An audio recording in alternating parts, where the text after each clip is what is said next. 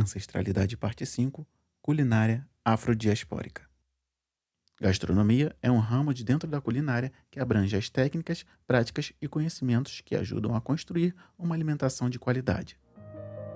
Ela estuda o preparo dos alimentos e como isso pode influenciar a qualidade de vida e a saúde.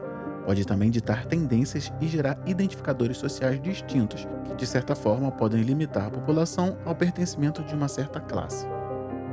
O jeito como as pessoas comem sempre falou a respeito das suas origens, histórias, pertencimentos, classes e até etnias. A culinária de um povo pode contar a sua história de maneira linear e direta, inclusive até a sua própria origem, ficando assim mais fácil de compreender inclusive a própria ancestralidade.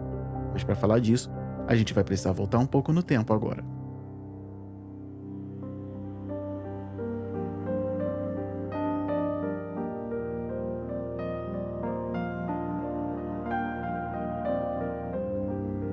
Existem histórias no coração do mundo que se mantêm contadas até hoje. Elas se alimentam de fantasias e superstições. Uma delas é de como o nosso ancestral mais antigo saiu da floresta e chegou ao ponto que é hoje. Não se sabe ao certo quando isso aconteceu, mas estima-se que há 1.800.000 anos atrás, uma das espécies hominídeas começou a consumir alimentos cozidos. A evolução do gênero Homo está diretamente ligada ao preparo dos alimentos, em especial os cozidos. Esses, por adquirirem o maior poder de serem absorvidos pelo organismo e oferecer menos risco à saúde, possibilitaram ao Homo erectus aprimorar a quantidade e a qualidade das suas caças, melhorando assim o seu rendimento. Muita coisa aconteceu entre o primeiro ancestral descer das copas das árvores até que o homem, de quase 2 milhões de anos atrás, requintasse as suas técnicas de caça e de preparo. E para acompanhar esse processo, eu queria te convidar para uma breve viagem na linha do tempo que eu vou chamar de A Humanidade em um Dia. Se condensássemos em 24 horas toda a história da humanidade, poderíamos ter uma noção mais prática da evolução humana ao longo dos tempos. Para isso, eu vou te pedir licença e criar uma rotina fictícia para esse dia. Então vamos lá. Enquanto você dormia entre meia-noite e 6 da manhã, no noroeste da África, numa região de floresta tropical, um grupo de primatas se dividiu em duas partes. Uma permaneceu ali e a outra seguiu para o sul, em direção aos grandes campos e savanas. Os que ali permaneceram evoluíram para os chimpanzés e continuaram com hábitos arbóreos. Entre 7 e 7:30 da manhã, acostumados com um novo território e com a prática de se sustentar em duas pernas para poder enxergar acima da vegetação alta, o Ardipithecus se confirma como um animal bípede. Às 10:30, totalmente adaptados às condições ambientais e como resposta a elas, depois de 2 milhões de anos, o Ardipithecus dá lugar ao Australopithecus arfensis. Por volta das 14h30, o Australopithecus gera uma sublinhagem que foi nomeada de Australopithecus africano. A partir das 14h30, houve uma série de divisões e evoluções, que duraram até o próximo pôr do sol, e às 17h30, cerca de 2 milhões de anos atrás, ao acender uma fogueira para se aquecer, o Homo habilis, aquele que se tornou capaz de produzir ferramentas complexas para a lida diária, começou a cozinhar os seus alimentos. Às 18 horas, com o domínio aprimorado do preparo dos alimentos, o Homo habilis percebeu dois fenômenos acontecendo ao mesmo tempo. Fósseis africanos dessa época apresentam uma mudança significativa. Os dentes molares diminuíram de tamanho e seus intestinos também. Fato esse que corrobora com a ideia de que essa espécie tinha dado um grande salto em direção à humanidade como ela é hoje. Os molares e intestinos menores comprovam um fato importante. O Homo habilis precisava mastigar e digerir menos os alimentos, o que leva à conclusão de que o fogo, além de facilitar a digestão, fez com que os alimentos, principalmente a carne, adquirissem um poder maior de absorção pelo organismo. Com uma maior oferta calórica e mais tempo de repouso, o cérebro aumentaria consideravelmente a partir desse ponto. A noite avança e por volta das 20 horas, o resultado desses aumentos de massa cefálica são o Homo erectus e o Homo ergaster, que conviveriam juntos. O primeiro viria sua linhagem e se perdeu logo mais, por volta das 22 horas. Já o segundo, às 21h20, se dividiu em duas espécies. Uma delas foi o homem de Neandertal, que seguiu para a Europa e foi extinto. E foi às 11, na última hora do dia, que os primeiros passos do Homo sapiens foram vistos na região central do berço da humanidade, a África. Eu vou registrar aqui agora que a partir desse ponto, os próximos 60 minutos equivalem a 300.000 anos. Faltando 30 minutos para o fim do dia, o Homo sapiens se consolida como a etapa final do processo evolutivo que começou há mais de 6 milhões de anos. Agora são 11h45 e nos próximos 10 minutos, o homem vai se espalhar pelo globo saindo para norte pelo Estreito de Gibraltar e para leste em direção do Oriente. Às 11h56, as primeiras populações cruzam o Estreito de Bering, da extremidade do que seria a Rússia, para as Américas. 30 segundos depois, eles chegam à América do Sul. 11h57, a partir do cultivo do trigo, a humanidade cria o pão. Depois de 30 segundos, o homem começa a dominar os territórios e entender mais apuradamente sobre o crescimento da comida em locais fixos. Às 11h58 surgem as primeiras civilizações no crescente fértil, nos deltas do rio Tigre, Nilo e Eufrates. Surge então o patriarcado. Às 11h58 e 15 segundos, o tronco étnico tupi se configura na terra chamada Pindorama, na América do Sul. Às 11h58 e 30, Menés unifica os monos e nasce Kemet. Aos 33, na Mesopotâmia, é criado o Código de Hammurabi, olho por olho e dente por dente. Aos 35, surge o vinho no crescente fértil. Aos 36, nasce Thoth, que traduziu Maat e se tornou o patrono dos escribas. Aos 37, morre Imhotep, o grande mago, médico e gênio de Kemet. Aos 39, nasce Moisés, da Bíblia. Às 11h58 e 40, Tutankhamon governa Kemet e Nefertiti, a mais bela, vive. Aos 41, Amenemop ajudou a condensar a filosofia quemética. Aos 42, Ramsés II se torna um dos maiores faraós da história. Aos 48, Psamético I estende o poder a todo o Vale do Nilo. Aos 49, surge Tales de Mileto. Às 23, 58 e 50, Pitágoras aprende em Kemet o seu teorema. A legislação draconiana é completada na Grécia e o Japão é fundado. Às 23, 58 e 51, Isócrates declara que a filosofia é uma invenção dos queméticos. Aos 52, é fundado o Porto de Náucrates, às margens do Nilo. Aos 53, Platão se torna conhecido. Aos 54, nasce a democracia grega. Aos 55, a Grécia encontra seus últimos instantes. Aos 59, o Império Romano chega ao seu auge. E às 11h, 59 minutos e 0 segundos, nasce Jesus de Nazaré, o Filho de Deus que seria sacrificado pelo próprio povo. No primeiro segundo do último minuto do nosso dia, é fundado na África o Império Ashum. Aos 23, 59 e 04, Cosme e Damião são mortos por Diocleciano. Aos 6 é formado o estado mais antigo do mundo, o de Gana.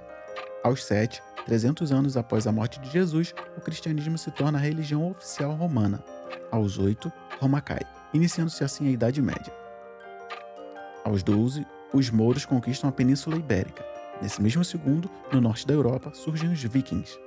Aos 14, Almostacir do Cairo contrata os regimentos negros. Aos 15, em 1504, acontece a Cisma do Oriente, que divide a Igreja Católica em Apostólica Romana e Ortodoxa. Nesse mesmo instante, acontece a primeira cruzada da Igreja Católica Apostólica Romana em direção à cidade de Jerusalém, no Oriente Médio.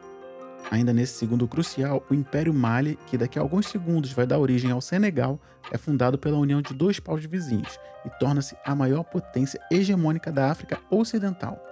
Às 23, 59 e 16, são criados os Tribunais do Santo Ofício e a Inquisição. Às 23, 59 e 19, Mansa Musa se torna o homem mais rico do mundo, na África, com uma fortuna equivalente a 15,5 trilhões de dólares de hoje, o que seria 15 vezes o patrimônio de Elon Musk. Aos 20, o Império Inca atinge seu apogeu. Aos 21, os portugueses descem à África para capturar e escravizar pessoas nas rásias. Nesse mesmo segundo, o Papa Nicolau V assina a Bula Dum Diversas, que condena a alma de quem não fosse cristão à escravidão perpétua. Aos 22, o Império Azteca atinge seu apogeu. Iniciam-se as grandes navegações. Às 23, 59 e 24, o Iluminismo toma o lugar do Renascimento. Zumbi é morto em Palmares. Agora você vai respirar fundo, porque vem aí os 2 segundos mais conturbados da história moderna. Aos 23, 59 e 25, em 1760, a Revolução Industrial Inglesa acontece. Em 74, as leis intoleráveis dos Estados Unidos iam culminar na independência de 13 colônias. Em 75, os colonos americanos declaram guerra à Inglaterra. Em 76, a Declaração de Independência das 13 colônias dos Estados Unidos. Em 89, acontece a Inconfidência Mineira. Nesse mesmo ano, cai a Bastilha e a Revolução Francesa acontece. Em 92, Tiradentes é executado. Em 99, Napoleão dá o golpe de Estado e inicia a Era Napoleônica. Aos 23, 59 e 26, termina a revolta do Haiti com a conquista da ilha pelos escravizados. A família real se muda para o Brasil em 1808. Nasce Luiz Gama, livre na Bahia, e é vendido pelo seu pai como escravizado. Antonieta de Barros é eleita a primeira parlamentar negra do Brasil. Luiz Gama conquista a liberdade de mais de 500 pessoas. Encabeçada por André Rebouças e José do Patrocínio, a Lei Áurea é assinada. É proclamada a República no Brasil. Às 23, 59 e 27, William Wundt inicia os estudos primários da psicologia. Aos 28, Francis Galton criou o conceito de inteligência a partir da etnia, iniciando-se assim o estudo da eugenia. Às 23, 59 e 29, acontece a Semana da Arte de 22, a Segunda Guerra Mundial e a ditadura. Ainda nesse segundo, o homem pisa na Lua, o primeiro e-mail foi enviado e Nelson Mandela fica preso por 27 anos por lutar por direitos iguais na África do Sul. Para montar essa linha do tempo, eu fiz alguns cálculos que precisaram ser aproximados, fazendo com que os segundos correspondessem a alguns números. Números esses que eram muito grandes e tinham muitas casas decimais. Eles precisaram ser arredondados para que eu pudesse conseguir escalonar o tempo dentro desse dia. Esses arredondamentos geraram um erro que vão fazer com que o dia não feche em 24 horas. Então, se você está ouvindo esse programa entre 2022 e 2089, a sua vida está acontecendo às 23 horas, 59 minutos e 30 segundos.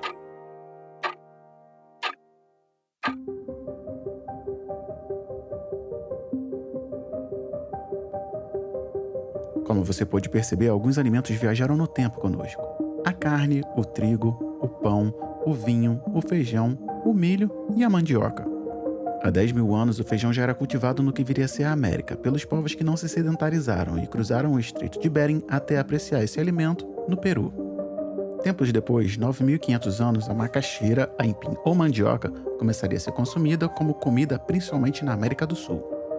Há 7.500 anos, os povos mesoamericanos, aqueles que se estabeleceram na América Central, iniciariam uma série de processos de mutações genéticas que levariam o milho primitivo ao jeito que ele é hoje, mais ou menos. É um dos mais antigos e mais bem-sucedidos beneficiamentos genéticos da história. Estima-se que ele, o milho, tenha chegado no que viria a ser o Brasil há 5.000 anos. No Velho Mundo, o homem somente se sedentarizou porque começou a entender o comportamento do trigo no meio dos gramados, nas gramíneas. Tempos depois, ele estava preparando esse alimento em forma de papa para comer com carnes e peixes. Por volta de 4.000 anos atrás, às 23h58 do nosso calendário, na mesma região, viria a surgir o vinho, que estima-se ter nascido de maneira acidental, com uvas tendo sido esquecidas dentro de um pote de barro. Fica mais óbvio agora o papel da comida na construção da humanidade do jeito que ela é hoje. Afinal de contas, não fossem os alimentos, talvez nós nem estivéssemos aqui para contar essas histórias. E o que viria ao longo do tempo, chamaram de evolução. E aqui a gente vai dar outro salto para falar de uma outra liberdade, aquela que no século XIX foi conquistada através da comida pelas quitandeiras. Também chamada de zungueira, a quitandeira é uma vendedora ambulante típica de Angola, tendo se disseminado na diáspora durante a escravização, sendo conhecida no Brasil pelos nomes de quitandeiras, camelôs, marreteiras ou ambulantes. Ainda segundo a Wikipédia, o termo quitandeira deriva de quitanda, que é uma palavra em quimbundo que significa mercado ou feira. Elas estavam organizadas e dividiam-se conforme as especialidades. Umas vendiam apenas comida pronta, enquanto outras peixes e assim por diante, existindo inclusive quitandeiras dedicadas especialmente a produtos da terra, como liamba, tabaco, pemba, que é a argila branca usada em rituais religiosos, e amuletos. Essa forma de trabalhar organizada formaram as primeiras cooperativas que nós temos registros aqui no Brasil, ainda na época escravagista. As mulheres se organizavam para vender gêneros diferentes e assim conseguir expandir o mercado. Um dos papéis importantes das quitandeiras na época da dita abolição da escravização no Brasil, foi que muitas trabalharam para comprar alforria dos seus chegados. Com o comércio organizado e a ampla quantidade de gêneros alimentícios a serem vendidos, esse mercado poderia ser movimentado de maneira mais linear. Ainda após a abolição da escravização, as quitandeiras continuaram trabalhando, de forma que os seus produtos fossem vendidos em praças. Há muitos registros de homens vendendo gêneros alimentícios que foram produzidos em casa para que mantivesse o lar. Não há dúvidas de que a liberdade chegou por mãos pretas, inclusive através da comida. Isso é óbvio, uma vez que as quitandeiras foram quem libertaram muita gente nesse período. Você pode perceber mais uma vez que a comida foi agente emancipatório de uma civilização. No caso, o povo preto em diáspora, agora no Brasil, sem a tal da escravização. O projeto abolicionista não deu certo, porém, porque não havia interesse político em acabar com o pior dos fatores que contrapõe a fartura que a comida oferece: a miséria.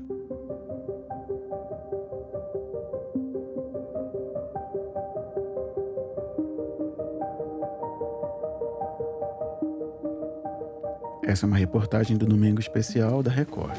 Que é mais de 300 pessoas vão pegar água só nesse buraco aqui todo dia. Fica uma loca de gente aí só na fila de um por um. É difícil. E é cavando todo dia tem que dar uma cavada nela, senão a água some e não tem jeito não. Se o inverno chegar, o cara vai morrer de sede.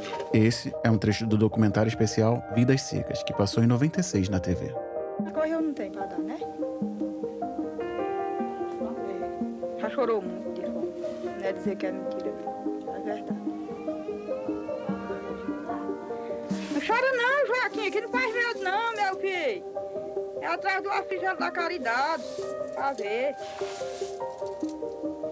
O nordestino não chora, não? O bichinho chorando. Chora, tá? Eu mesmo choro. Olha ali o bichinho recordando, né? Que já passou, que ele sabe. Essa é uma que foi muito premiada, do Jornal Nacional da Globo. O ano era 2001. A gente tão desesperado de fome, não tem amor nada, não tem resistência para fazer coisa nenhuma, acredita? A gente não consegue explicar o que é a fome em si, né? Só mesmo quando as pessoas passam por ela, que é para poder sentir. Quando meu filho pede um pãozinho, uma rosquinha, que é 10 centavos, porque eu não tenho dinheiro, vixe, aí que meu coração dói. Ó, o corpo chega a romper. Meu nome é Antonieta Luiz Alcântara Rodrigues. Eu perdi uma criança com 9 dias de nascida. Eu fiquei muito horrorizada. Meu nome é Maria Pereira dos Santos. Perdi uma criança com 7 dias de nascida. E esse é um trecho da Band que foi ao ano passado, em 2021. Você não tem o que colocar dentro de casa. Então aí fica vergonhoso mais pelas crianças, né? Parece que a gente tá voltando no tempo primitivo, né? A gente tem que caçar um dia antes pra comer. Que futuro é esse que a gente espera do nosso país até que ele se torne o país do futuro? Onde tá indo toda essa comida que a gente bate recorde de produção, mas não chega no prato das pessoas? Mais uma vez, o Brasil voltou ao mapa da fome e as coisas não mudaram. Quanta especulação é necessária para fazer com que a gente entenda que a humanidade só vai evoluir a partir da comida e que a gente ainda, ao invés de vender comida, vende a fome? A alimentação nos levou à evolução desde os tempos primitivos, só que hoje ela é comercializada. Isso faz com que ela não seja tão acessível e não seja tão bem aproveitada pelas pessoas. Falar de alimentação é falar de garantia de futuro para as próximas gerações, que precisam de comida para poder evoluir. O projeto de sociedade que nós queremos é aquela em que nós não tenhamos que explicar o que é fome para os nossos. E para isso, a gente precisa acreditar no futuro e construí-lo de maneira equânime e igualitária. Muito poderia ser dito a respeito da necessidade de alimentar nossas crianças para que elas possam evoluir de maneira plena, mas eu vou resumir a frase que Betinho disse: quem tem fome tem pressa. Hoje, além de gastronomia, nós vamos falar do alimento à alma, aquele que faz com que a gente lembre dos melhores momentos e dos piores também.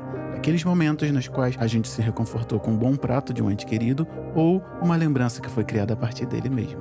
E é com esperança de que nós tenhamos histórias boas e ruins para contar com comida, não com a falta dela, que chegamos no último episódio da primeira temporada do podcast Parenta.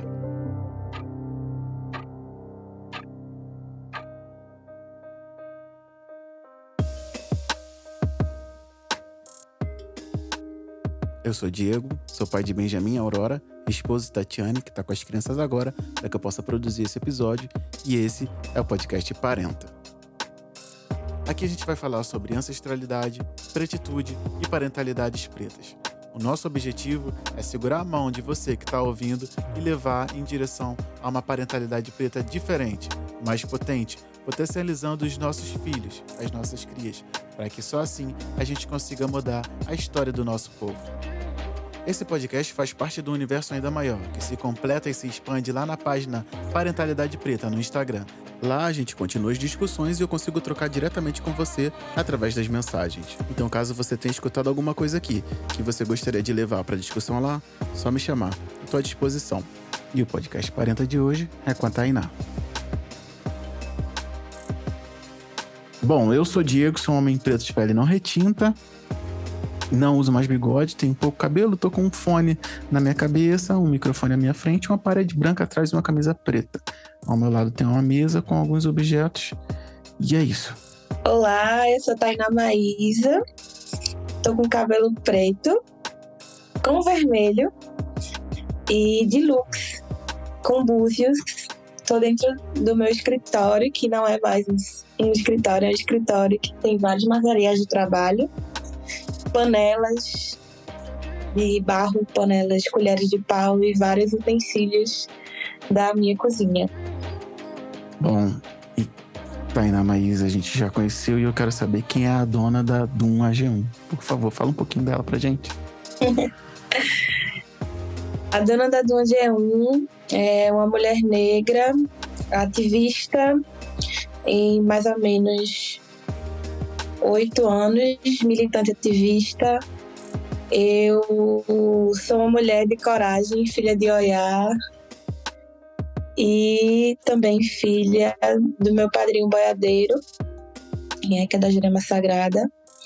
Sou uma mulher de coragem, né? E utilizo toda a minha força para manter a minha autonomia, né? Financeira e a minha autonomia enquanto mulher preta, enquanto dona, que eu passei muito tempo sem ouvir, sem ter representatividade enquanto dona. Sou uma mulher que, em meio às dificuldades, tento ressignificar assim, a minha história, né? De onde me colocaram para resistir. E é isso. Maravilha. Eu nem sei se tem uma boa pergunta, uma boa resposta. Não, foi. Eu ia complementar. Mais uma pergunta. Com o que você trabalha? Para ficar claro para quem tá ouvindo a gente. Eu trabalho numa cozinha que se chama Dum AG1, né? Culinária afro-diaspórica e afetiva. E eu utilizo ingredientes de origem africana para fazer novos pratos. E algumas releituras, desmistificando alguns estigmas históricos, utilizando os ingredientes ancestrais, né, que foram deslocados da nossa população originária preta e de povos originários para fazer as minhas próprias receitas.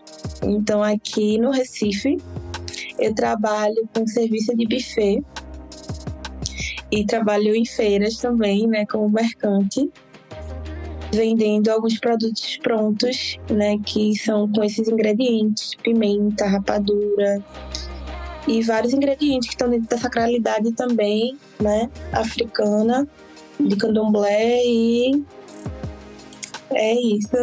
É isso. Trabalha com combustível, com comida. Pro corpo e pra alma, né? É isso. Maravilha. Bom, a gente vai pro intervalo rapidinho e a gente já volta.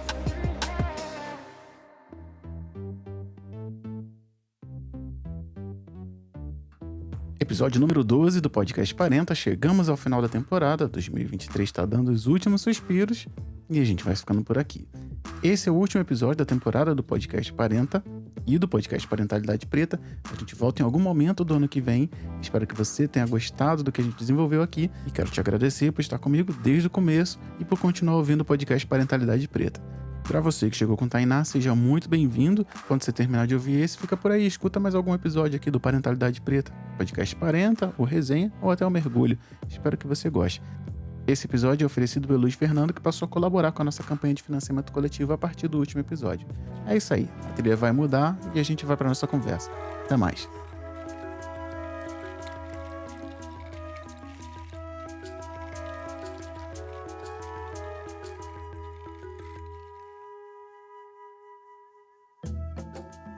Bom, então a gente volta agora do nosso intervalo e aí a gente vai direto às nossas trocas. E Tainá, eu queria saber de você, por que a culinária afrodiaspórica?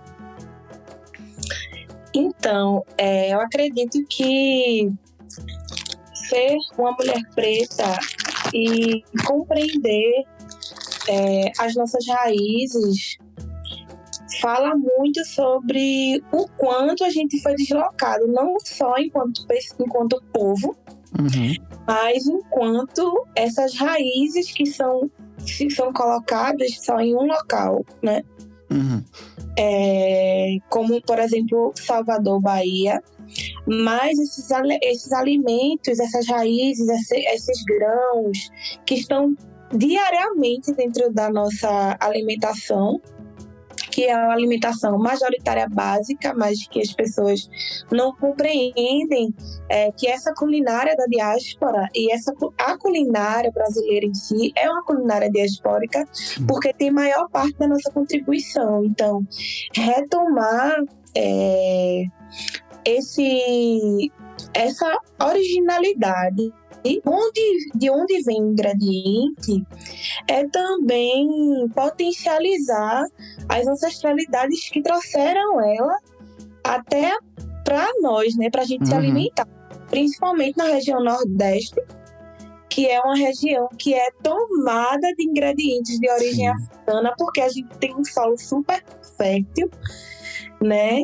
Tanto é que a fronteira da África, né, da costa da África, está muito interligada aqui no Brasil, né, através dos navios que vinham trazendo essas sementes. Não é à toa que a gente tem várias sementes que são fontes e que alimentam muita gente até hoje, né?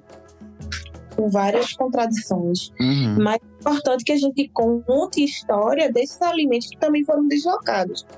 Então, geralmente o que eu digo é que a história da culinária da diáspora, a culinária afro, uma culinária originária, é uma história silenciada em cima de outra história silenciada. Por quê? A gente é massacrado dentro dessa gastronomia, que é dito gastronomia, né? Porque a gastronomia, que é uma palavra colonizadora, que é uma palavra branca, ela não nos coloca como potências, né, nessas construções. Então, a culinária da diáspora, é importante que a gente conte essa história, a história real, a história que realmente potencializa o nosso corpo, né? E quando a gastronomia não nos coloca enquanto potência nesses espaços, mas nos coloca sempre como pessoas de não referência. E não nos fazem referência, mas estão utilizando todas as nossas práticas. Porque acho que culinária da diáspora é uma culinária que realmente não só agrega os ingredientes, mas agrega também os gestos, agrega a observação, agrega o modo de fazer. Então, potencializar essas construções, potencializar e repassar todas as práticas que a gente entende dentro da culinária. Eu prefiro nem falar gastronomia, né? Eu prefiro utilizar a culinária mesmo, porque em África nunca teve essa construção, né? E essa gastronomia não nos coloca enquanto potência mesmo, porque nunca tem uma base de estudos de culinária africana nessas grandes escolas de gastronomia, né? Vários países que são os pioneiros, os patronos da gastronomia, e a culinária da diáspora não está dentro dessas cadeiras, né, de faculdade, enfim. Mas a culinária da diáspora é uma culinária que resgata, que não só se alimenta das nossas raízes, mas se alimenta de uma continuidade, né? A continuidade é essa que são passadas, né, de ancestrais em ancestrais, e a gente nunca se pergunta de onde vem. Sim, vem junto com os alimentos, né? Acho legal você falar isso, porque contar a história dos alimentos e contar as histórias através deles, né? Nunca é somente o ingrediente, né, que tá ali no meio daquela receita. Não basicamente uma receita elaborada, mas uma receita de comida do dia a dia. Tem alguma coisa ali que tem uma história. E quando você falou de deslocamento, eu lembro muito do que a gente até estuda quando fala, principalmente do professor Molefe Ketchachante, que a gente até explorou aqui alguns episódios atrás, fala desses deslocamentos, né? Das referências pelas quais a gente aprendeu as ciências, digamos assim. Como você fala, culinária. Através de que olhar você aprendeu a culinária e o quão deslocado está esse olhar da origem desses alimentos. E estando deslocado da origem, está deslocado da história. Então, acho muito legal quando você conecta a história dos alimentos à história da gente em si, né? Se você olhar, ele vai trazer na sua feitura, no seu preparo, vai trazer história, né? Com certeza. E é exatamente isso, assim, essa história que foi negada da construção de como nós fizemos. A gente tem o ingrediente, a gente tem a potência que agrega, que alimenta, né, o nosso corpo, e a gente tem a potência da feitura, né, do observar, do fazer, de como ele é feito, como ele é repassado. Então é importante, e que isso é um alimento também, repassar é um alimento. Sim. Então é importantíssimo que a gente traga que a gente traga mesmo, que a gente fale sobre a construção alimentar do repassado, modo de fazer, né? Da observação, porque se a gente não tem dentro a referência, né, dentro dessa história da culinária, a gente vive hoje na escassez, né? De continuidade mesmo, de se ver em outras pessoas, de se ver em locais que são tão amplos, são tão ditos incríveis, e a gente não se observa lá naquele local, assim, naquele lugar. Eu acho que é importante a gente frisar essa construção, assim, sabe, de história. Com certeza. E majoritariamente quem contribui com esse país, né, é o povo preto, para a gastronomia, para a culinária, que a gente está na base, né, a gente constrói, a gente faz, e a gente não tem essas referências, mas que praticamente a gente fez tudo, a gente faz tudo, né, na botânica. E tem uma mulher preta, que é Laurence Alves, né? Ela é uma referência, inclusive, para mim, que ela diz que a gente alimenta, né, esse país desde os seios.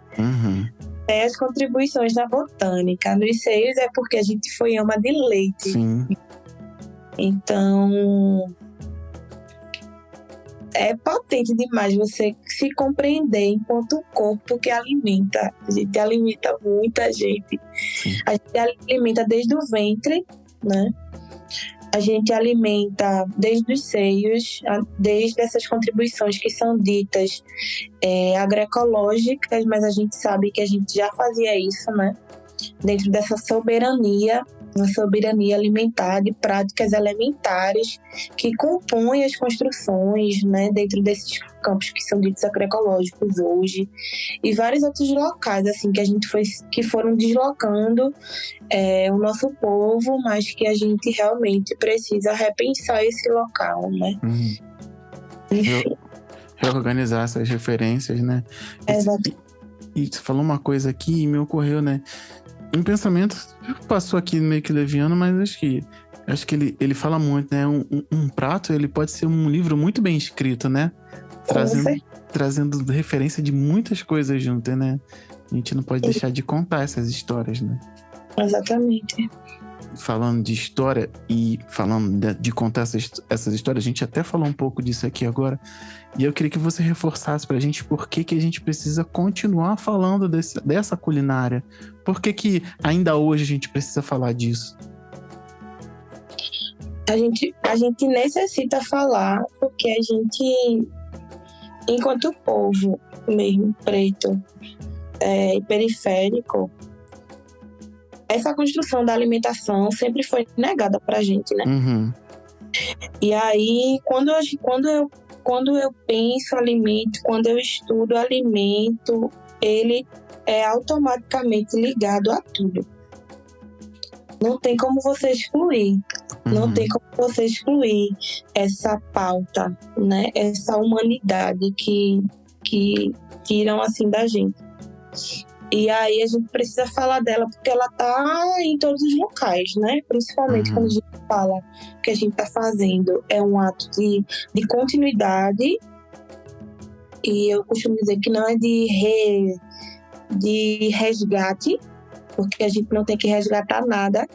A gente só tem que continuar, porque essas memórias da alimentação, que é a da alimentação ancestral, ela não é um resgate.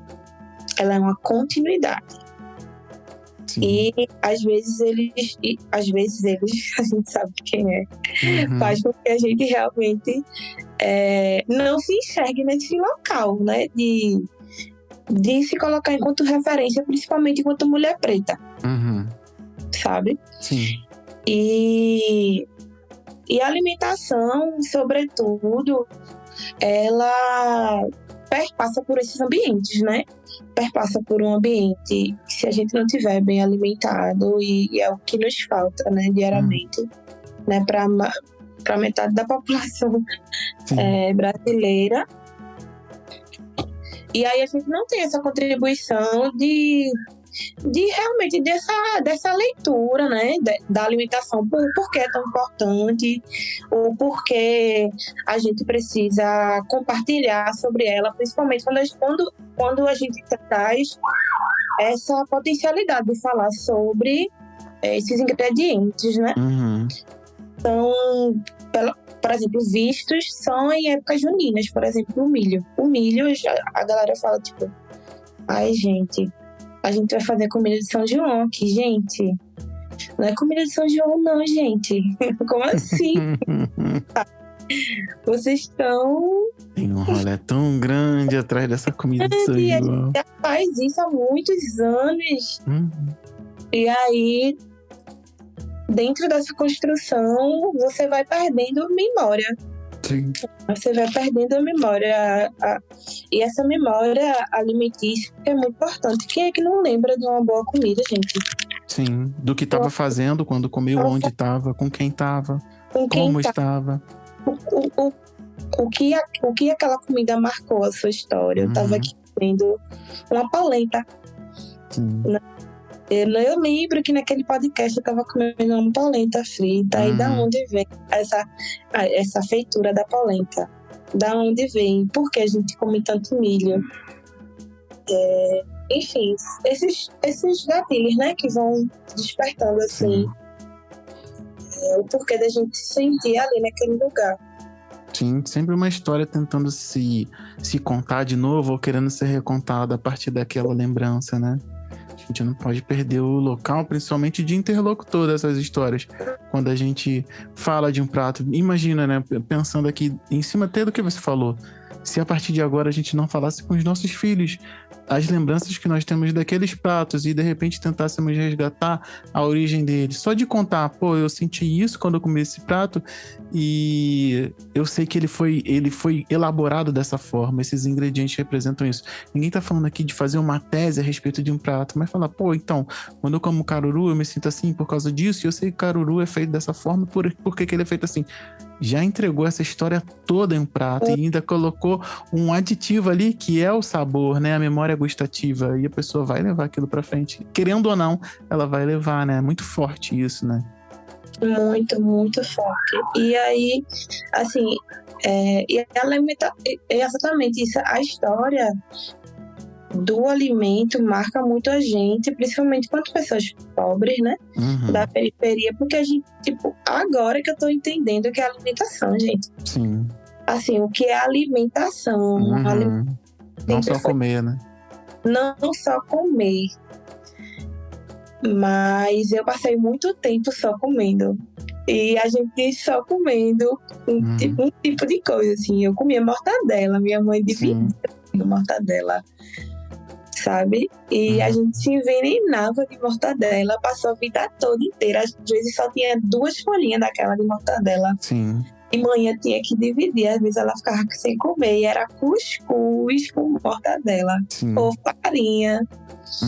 E aí é muito, muito chocante quando a gente fala dessa alimentação, a alimentação que é negada pra gente, e a gente vê as raízes que são as raízes mais fortes e mais potentes, que são os grãos, que mais potencializam o nosso povo, que é o milho, a mandioca, esses ingredientes que são super, hoje, baratos, né? E a maioria das pessoas colocam, que são ingredientes mais vendidos, assim, do mundo inteiro. E a gente ainda não sabe de onde vem e o porquê que a gente come aquele alimento, assim, sabe? Uhum. E é muito marcante isso, porque assim, o cuscuz com mortadela é marcante pra mim depois de velha, que eu vim entender o que era mortadela. Passei anos da minha vida comendo. E depois eu vim entender o que era um prato de cuscuz, o porquê era um prato de cuscuz. O cuscuz que foi feito, que é dito nordestino, mas não tem nada de nordestino. Uhum.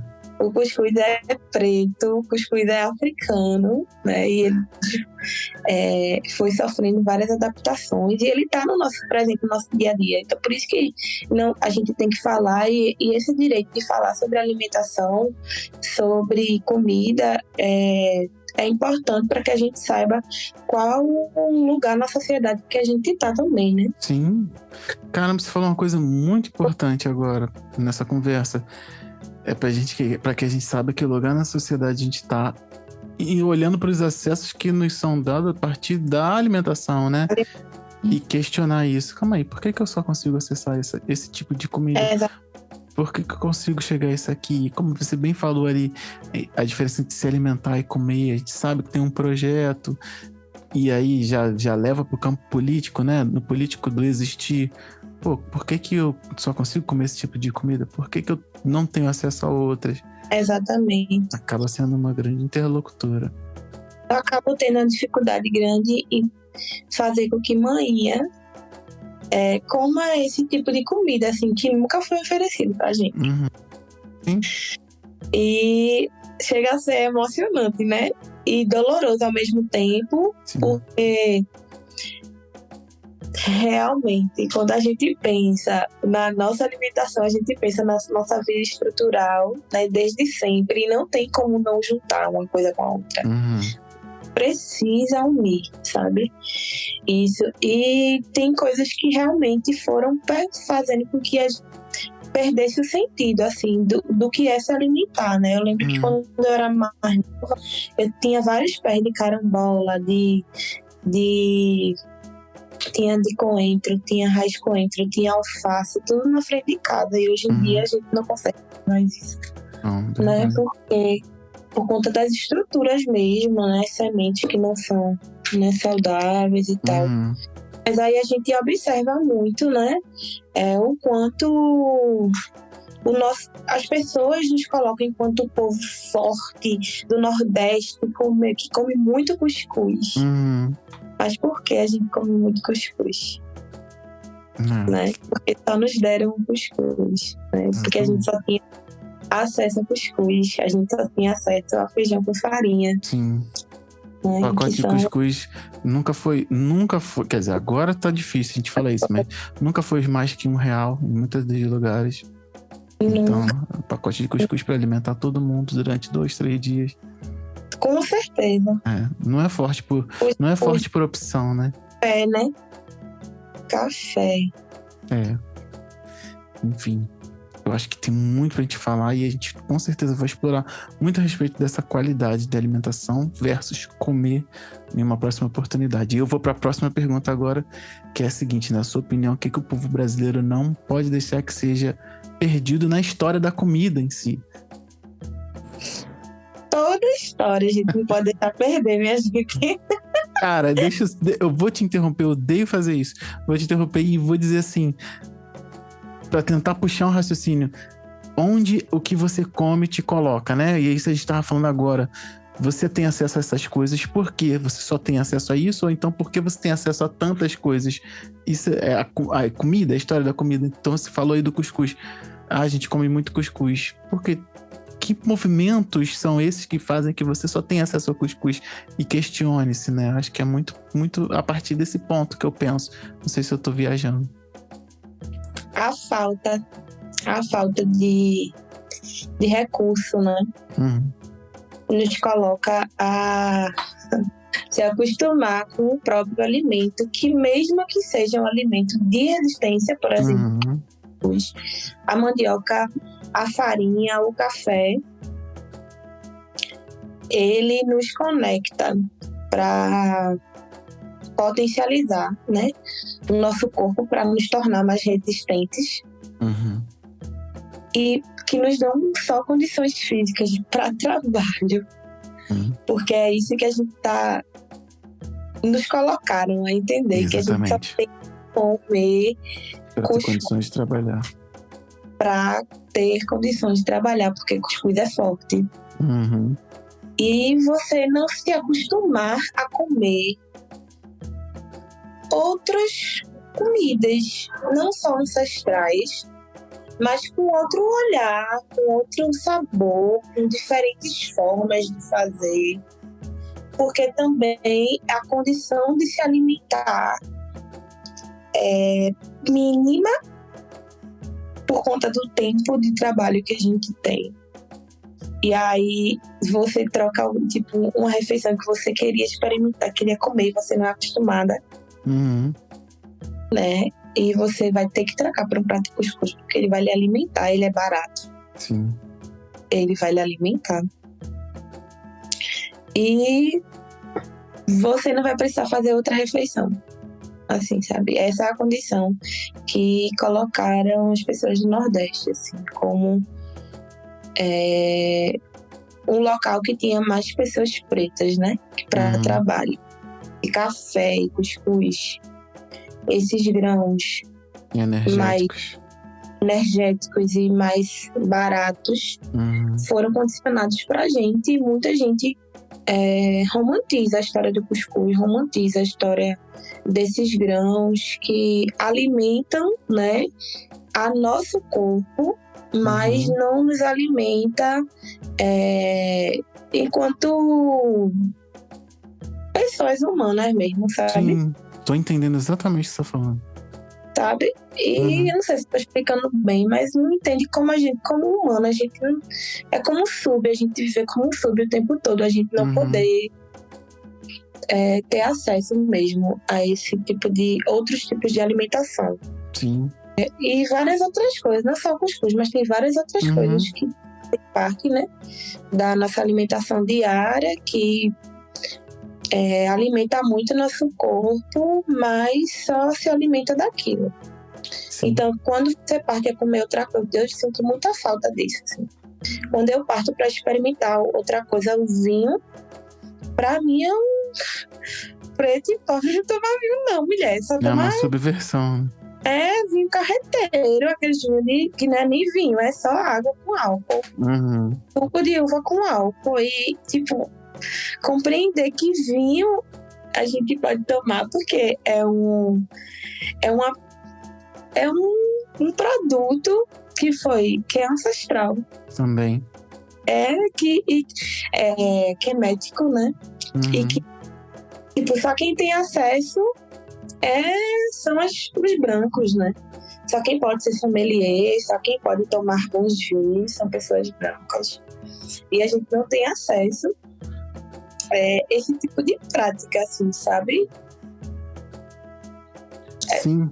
Práticas que são...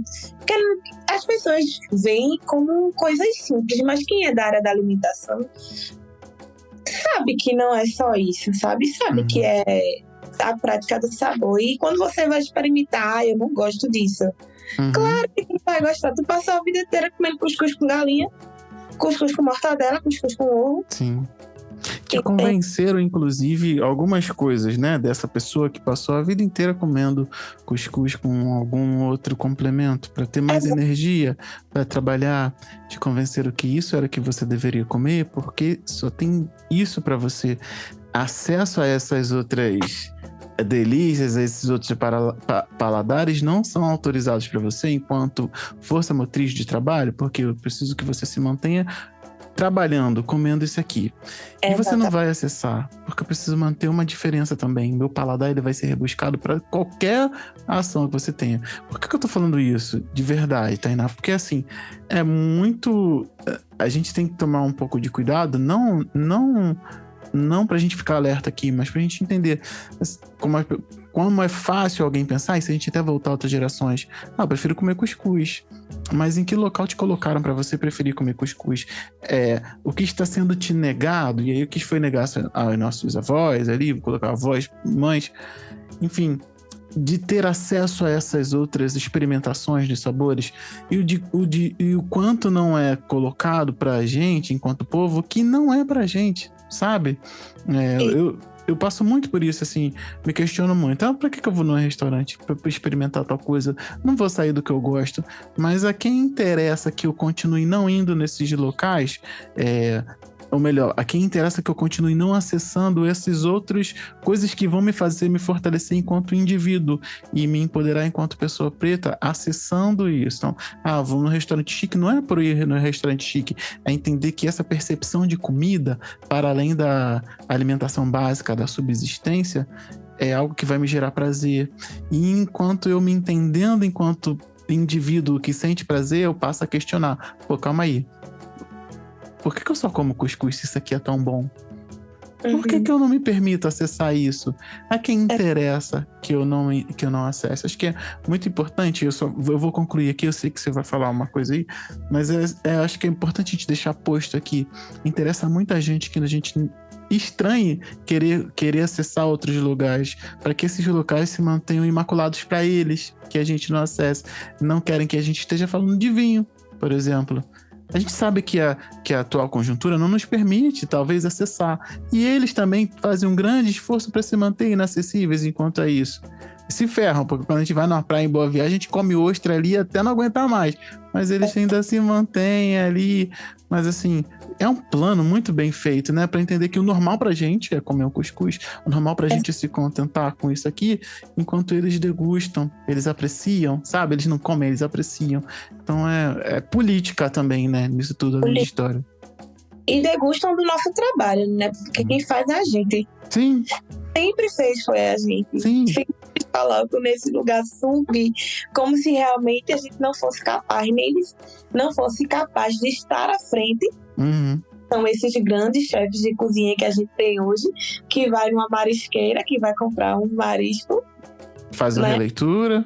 Uma releitura, um negócio que a gente já faz há muito tempo, não sabe nem abrir um marisco. Como se a gente não soubesse que aquele prato é gostoso mesmo. Assim, eu sei que ele é gostoso, você vai me dizer?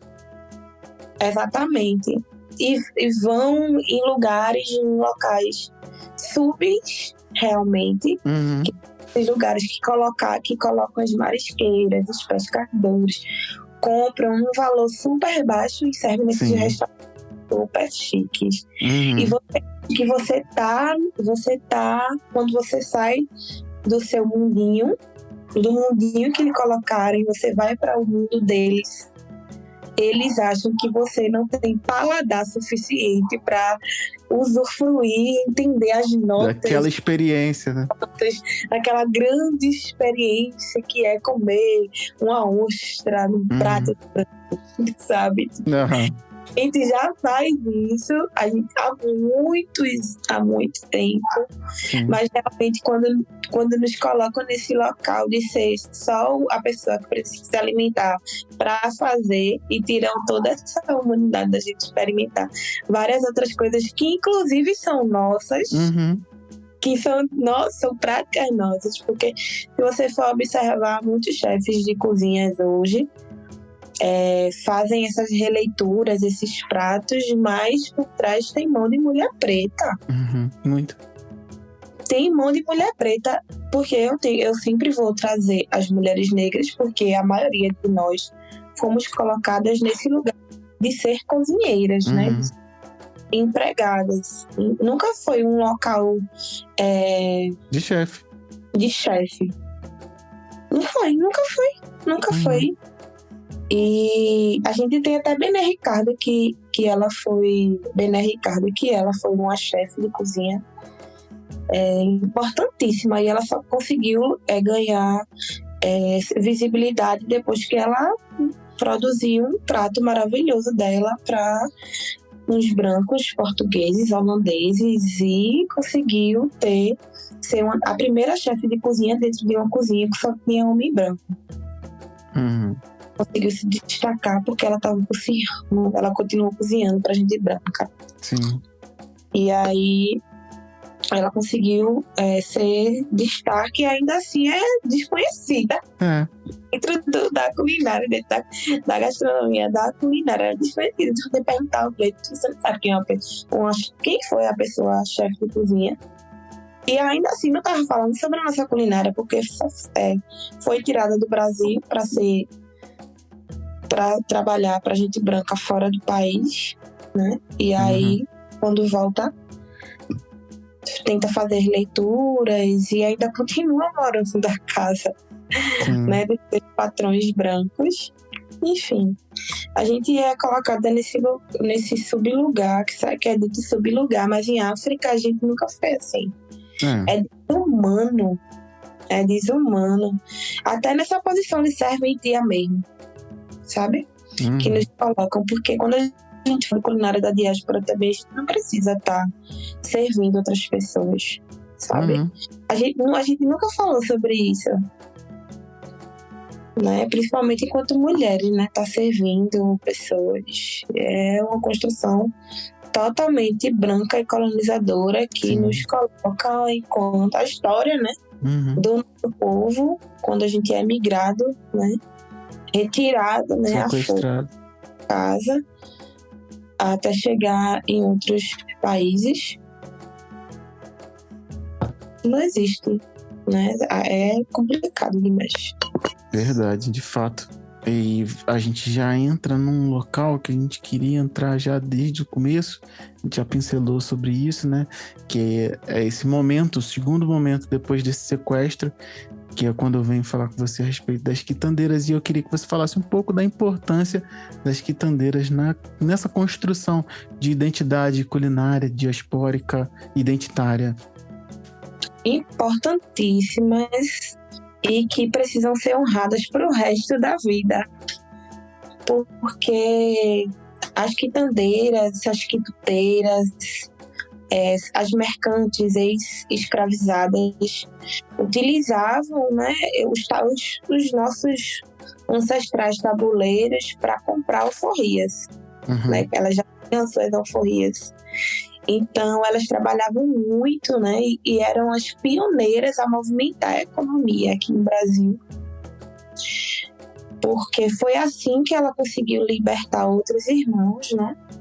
E não eram filhos, porque, com certeza, eles teriam tempo suficiente, né? Veja como é o formato de resistência das quitandeiras. Elas libertavam as pessoas que eram mais velhas. Juntava dinheiro durante anos vendendo cocada, acarajé, vendendo bolinho, que hoje as pessoas falam bolinho de Jesus. Ai, meu Deus. Cocada. E aí todos esses ingredientes, assim, todas essas iguarias que são reconhecidas e hoje são patrimônios ditos portugueses, mas a gente já faz isso há séculos e anos e conseguimos acho que assim, as mulheres que foram quitandeiras, quituteiras, elas conseguiram ter uma posição um pouco maiores na sociedade, justamente por essa construção de conseguir alforria para outras pessoas pretas, né? Através da comida. Através da comida. Através do que a gente sempre soube fazer. E aí, falar da importância delas, para mim, é muito emocionante, porque ainda hoje a gente luta para sobreviver, porque a minha história da cozinha é uma luta de sobrevivência. Antes de tudo, é uma luta de sobrevivência. E aí, pensar nelas e estar aqui falando sobre elas hoje, para mim, é muito importante, porque com certeza não foi fácil e estar compartilhando, né, sobre as suas histórias aqui e tendo uma vida acessível, né? Pouco acessível, mas que para mim já é grande coisa. E ainda não é parte do que elas fizeram muito para poder potencializar as nossas histórias mesmo, a nossa economia e fazer dinheiro. Até hoje a gente faz dinheiro, né? Que é uma ferramenta principal para a sobrevivência. É comida e dinheiro. E aí, se a gente não traz essas referências dessas mulheres que foram importantíssimas na economia, a gente não está fazendo nada. E tudo perpassa dentro da alimentação. Ela tem que estar em tudo. É impossível a gente falar de história de povo preto, de qualquer história, se não tem comida, se não tem alimentação, nem que seja nessa troca que a gente está tendo aqui hoje. Sim, que é também uma alimentação. Com certeza. Gente pensa de história. Eu vou pegar um gancho no que você falou e eu vou... Claro que se você quiser, eu queria que você falasse pra gente aqui como é que a comida garantiu a sua liberdade dentro desse contexto. Que eu sei que você tem uma história muito importante que te sensibiliza muito. Eu queria, se você quisesse compartilhar. Você falou das quitandeiras aí e eu sei que isso tem a ver com a sua própria história. E eu queria que você contasse pra gente um pouco. Pode deixar, se você quiser. Eu sou uma quitandeira. Eu queria chegar nesse ponto. Eu sou uma quitandeiras, porque a minha história começa dentro da cozinha. Minha mãe foi pega para ser criada, não tinha pais, foi adotada e tinha que trabalhar na cozinha. Hoje ela sempre quis ser uma grande confeiteira e a história da confeitaria também é muito importante e fala muito sobre a nossa história enquanto povo dentro da cozinha. E aí minha mãe me teve, eu cresci e precisei ficar no lugar dela para ela poder trabalhar e me alimentar. Ela mal me alimentava, né? Do seu corpo mesmo, do seu seio mesmo, para alimentar outras crianças pretas. E assim, eu nunca tinha falado isso pra ninguém. Eu nunca falei isso em lugar nenhum. Assim, ela alimentava outras pessoas, né? Filhos de outras mulheres que não tinham leite, né? No peito para dar pros seus filhinhos. E aí, minha mãe que alimentava. Minha mãe alimentou umas 5 pessoas daqui da comunidade. E eu ficava sempre ali. Ela me alimentava também, mas ela me alimentava a mim e a um monte de gente. E nesse meio tempo tinha que trabalhar e eu tinha que ficar no lugar dela.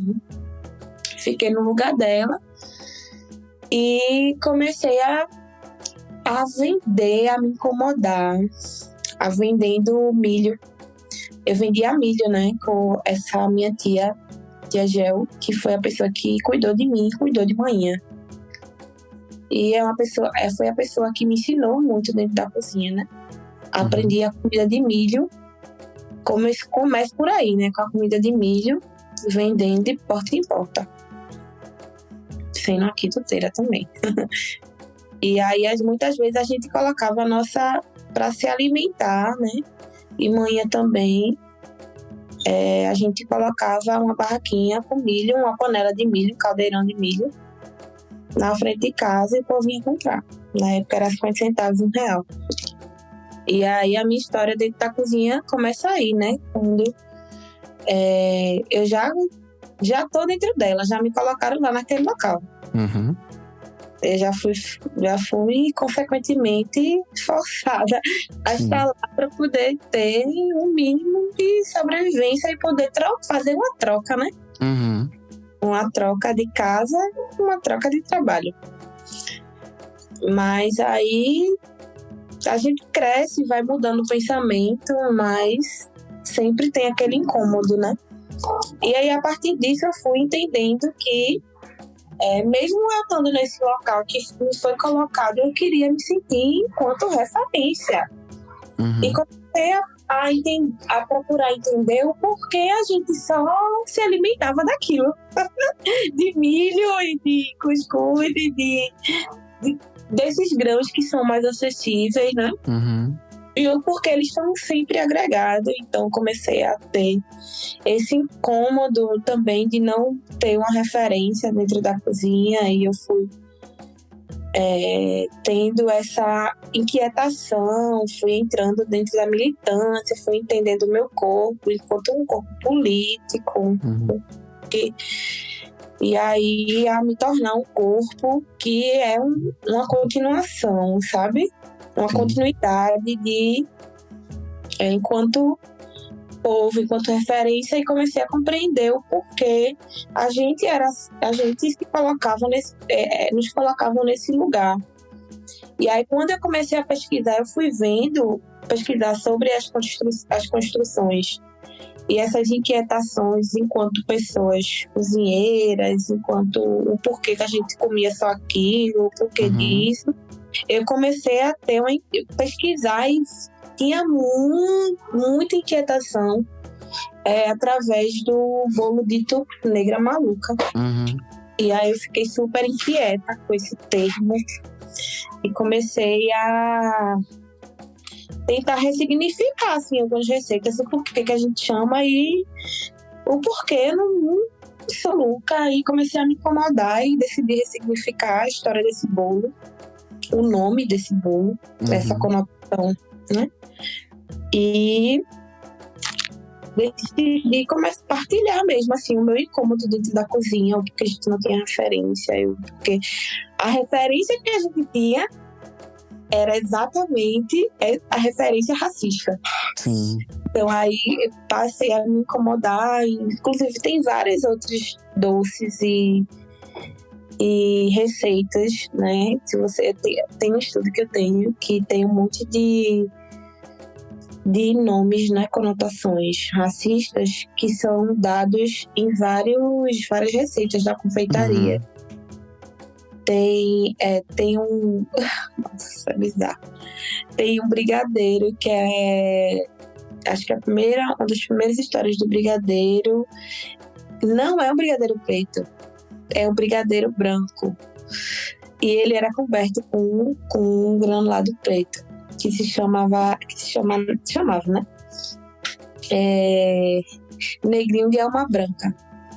Olha. E para além da história do bolo afrodescendente e esse brigadeiro, também tem um suspiro, né? Que eu fui pesquisar a história dele. A história do suspiro conta que ele foi inspirado no seio de um ancestral que estava limpando o chão. E aí tem várias, assim. Tem a história da manga com leite também, que a gente não pode enquanto ancestrais escravizados não podia se alimentar, porque senão a gente morria. E é bizarro isso. Nossa, quanta coisa. E coisas que a gente não era acostumada a comer naquela época, né? E aí, quando eu começo a me inquietar, e vai tomando uma proporção muito grande, e aquele impacto, o primeiro impacto é o impacto de revolta. Sim. E até os primeiros vídeos que eu comecei a fazer na internet, eu percebo a minha voz assim: ai, se a gente comesse bolo brancas malucas, e se a gente comprasse bolos brancas malucas em supermercados, em padarias, enfim. E aí fui mudando com o tempo para não adoecer também, né? Porque já é adoecedor demais. Sim. Tá compartilhando de boas histórias a partir de histórias ruins. Sabe? Porque você faz um estudo, né? Pra poder repassar, porque a gente é povo preto, a gente não pode estar sujando o nome assim à toa, nem botando a cara na internet com informações que não são concretas, que não tem base. Então, quando eu começo a estudar, eu vou me apropriando e eu digo, então eu vou começar a falar de ingrediente ancestral, de ingrediente que me fortalece e trazer ele enquanto referência. E aí eu começo a procurar pessoas que são referências pretas, mas que também não conseguem estar dentro muito desses espaços, justamente porque não nos colocam enquanto potencialidades de criação. só enquanto pessoas para força de trabalho, sabe? Sim. E aí, tudo pode ser muito ambíguo dizer isso, né? Mas tudo seu começa e continua na cozinha. E você trazendo essa continuidade, eu não vou dizer ressignificando, porque eu acho que não é a palavra, mas dando um significado certo, né, para toda essa história, que pode parecer de um atravessamento, pode parecer um atravessamento, não deixa de ser, mas também é algo pra gente levantar esses questionamentos que você traz tão bem, né, de como é que eu vou passar essa informação adiante. E aí, principalmente enquanto donas também, né, porque exatamente, era esse ponto que eu ia falar. Esse lugar de ser dono, de ser protagonista, de ter, de nos dar acessos, foi também totalmente negado. Sim, dona da cozinha na qual cozinha. Dona da cozinha, mas em que cozinha tu tá falando? Eu tô falando da minha cozinha. Exatamente. Pô. Eu tô falando da cozinha da Duma Jeum, a culinária da diáspora, que utiliza de origem africana. Não é qualquer cozinha, é cultural. Talvez em outra cozinha esperasse que você fosse somente a cozinheira. Na sua, não. Exatamente. Importante demais isso. Bom, eu vou para a última pergunta agora e eu queria que você me falasse dentro do seu ponto de vista. A comida cura e por quê? Cura, com certeza. A comida cura muito. Tem uma música que eu esqueci o nome do rapaz, gente. Boi com sede bebe lama, barriga seca não dá som. Não é Flávio José, não, né? É Flávio José. Que pernambucano, então. Nada que isso. Boi com sede bebe lama, barriga seca não dá sono. Comida é cura. Comida é cura, porque se a gente não tá alimentado, a gente não faz nada. E aí a gente tá acostumado a se alimentar com tão muito, mas tão pouco, que ela se torna cura pra gente, né? E aí é cura, e quando se trata de alimentação da diáspora, é porque a gente já faz um trabalho de potencializar, assim, de não estragar o alimento completo, porque a gente utiliza ele de diversas formas, assim, sabe? A gente vê o alimento como um real alimento mesmo, não só como o que a gente vai comer, mas que a gente vai se alimentar fisicamente, mas o que a gente vai alimentar uma planta, mas que a gente vai alimentar a terra, e que a gente vai alimentar o urina, a cabeça. E se a gente não tiver com ele alimentado, a gente não consegue alimentar nada. Então, acho que alimento é cura. Alimento é cura, porque se a gente não tiver, né, com ele, né, a gente não tem ele conosco, a gente não tem nada. E aí eu acho que a gente é sofrido por isso, assim, não sei nem se sofrido é a palavra certa, mas é desumanizado por isso, por não ter, né, o alimento. Acesso pleno a ele. Ou que alimento a gente não tem? Qual alimento a gente não tem? O alimento hoje que não nos alimenta, né, que nos inventa.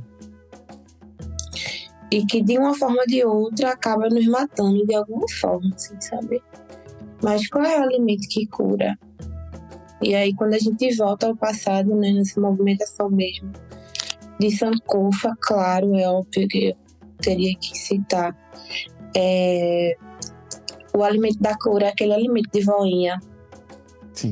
É aquele alimento que a gente plantava na frente de casa, um pé de mato atrás, nos terreiros. Que aqui, eu não sei se é por aí onde tu mora, o povo fala assim, mas lá em casa, terreiro não era só os terreiros de candomblé. É terreiro que você tinha um espaço, que tinha galinha, que tinha pato. Com terra. sabe? Que tinha terra para plantar, que tinha manga caindo, que tinha um monte de coisa. Sim. E é cura por conta disso, é cura porque alimenta não só o nosso corpo, né? Faz a gente pensar melhor, faz a gente produzir as nossas coisas. Mas qual é o alimento, né, que nos alimenta? E tem essa questão, né? Alimento é cura, mas qual é o alimento que está nos curando, sabe? Verdade.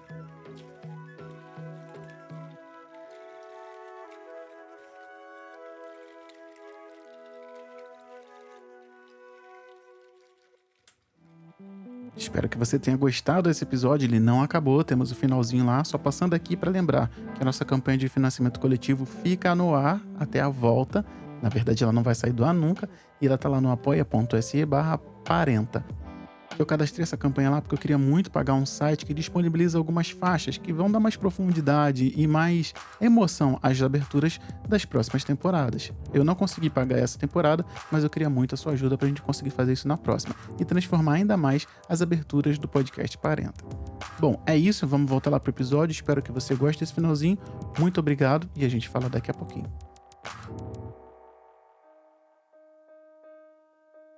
Bom, então a gente volta agora do nosso intervalo e a gente vai para as considerações finais, né? A gente tem agora a mensagem final. Eu queria que você dissesse, Tainá, se você tem algum conselho que você quer deixar para mães e pais que estão criando crianças pretas.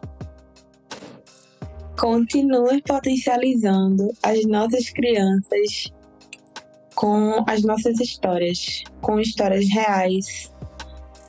Continue amando as crianças, amando muito, educando e sempre levantando a autoestima, né? Uhum. Sendo a criança que a gente nunca se permitiu, que a gente nunca foi ensinada a ser. Sim. E é isso, gerando autoestima, Sim. contando histórias, alimentando as nossas crianças com as nossas histórias, com as nossas práticas, por mais que seja difícil muitas vezes, né? Sim, sim. Construir do jeito que a gente pensa, principalmente quanto pessoas pretas, né, que estão aí na construção de afrocentricidade, mas que a gente nunca perca, né? Que a gente nunca deixe de compartilhar, né, a inocência da vida e das construções com elas, que é por elas que a gente continua, e elas que vão nos escutar, elas que vão futuramente estar ouvindo a gente, com certeza, tá lembrando da gente. Sim. E aí é isso. Massa. E por último, queria saber se você tem alguma mensagem para as gerações futuras que vão vir ouvir a gente daqui a algum tempo, em algum lugar do tempo aí. Gente, honrem a gente, por favor. Opa, falou tudo. Honra a gente, porque não foi fácil para quem veio antes. Não tá sendo fácil e a gente tá no caminho de futuro próspero. A gente tá no caminho de retomada de memórias. Sim. Assim, eu desejo imensamente que a passagem de todos nós seja muito digna, né?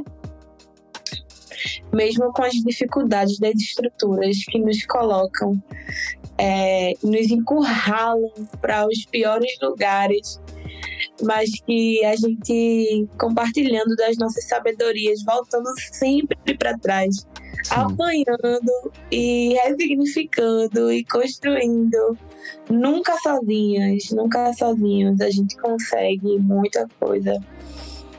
E que a